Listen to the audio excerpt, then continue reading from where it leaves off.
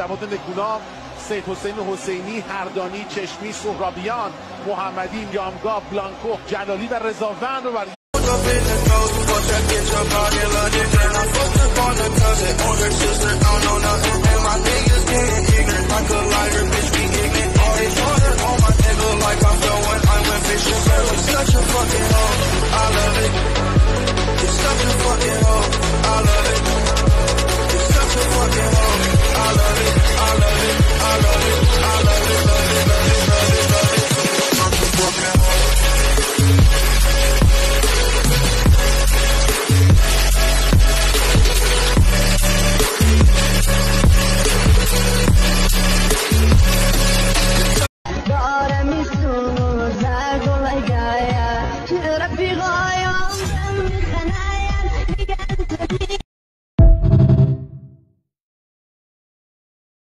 istifadəsin xodası.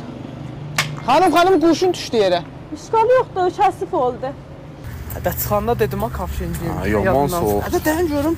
Bu nədir dağılıb bura? Dəyin bir baxın görüm. Hədə poxdur. Hədə yoxdur. Bu nə? Ha, poxdur. Gəci dəqiq yaxçı ayaqlamadıq.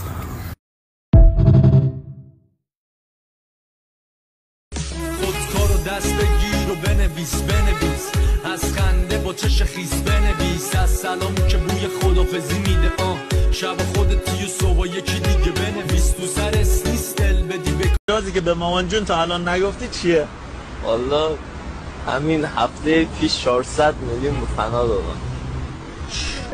مامانی تو گفتی دوغ بخر، من واسه خودم یک کیسم خریدم. چیز خریدی؟ تو چیز خریدی؟ تو چرا این کار کردی ها؟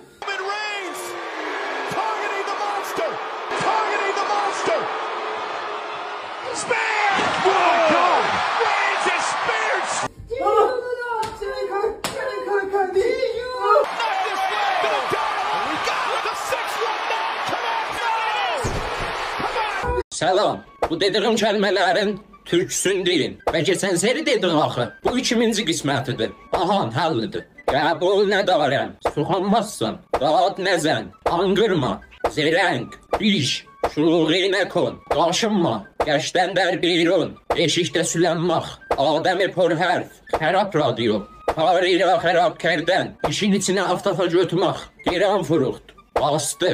Nefrin kərdəni madər, səni görüm qan qusasın, lus, sırtıq, hal və həmzən, zəhləm getmiş və törəbdiyinə dair. Bunu da siz kommentlərdə deyin.